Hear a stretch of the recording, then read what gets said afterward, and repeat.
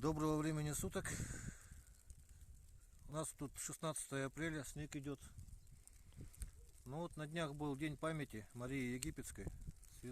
Интересная очень судьба, вот прочитал. Это вот человек, который встанет на путь развития, может достичь многого, об этом говорит. Поэтому за прошлое судить никого не стоит. Мария Египетская, она из блудницы стала святой. Так что пути Господни неисповедимы.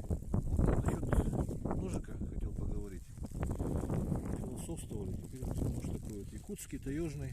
То есть сам не выпрыгивает, вынимается одной рукой. А вообще упираетесь. И вернулся. Такой вот нож. Покажу, как править. Вот если сильно затупился он у вас. Вот так вот показывал, то есть по плоскости. Даже об железку любую или об другой нож можно. Ну вот если есть наждачка, вот в данном случае 2500.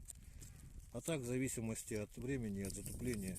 Начать, допустим, можно даже, если уж совсем убитое лезвие, то и 180 можно начать, потом там перейти на, например, 240, потом 600, 700, 1000, 1500. Вот сейчас вот 2500. Ну это я примерно показал, как правится. То есть по плоскости со стороны дула, а со стороны линзы слегка как бы только заусенца снять. Вот, рог лося. 9 ХС металл. Ну, то есть не ломкий, стойкий такой. Вот показываю, как режет рог.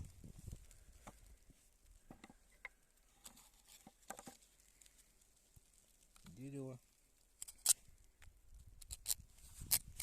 Видно, да, как он? Срез ровный, аккуратный. Да, поправить его можно и вот так вот еще вот. Со стороны линзы. Это вот хвостик коровий высушенный. Покажу как. Видно, да, что и шкуру, и этот режет, и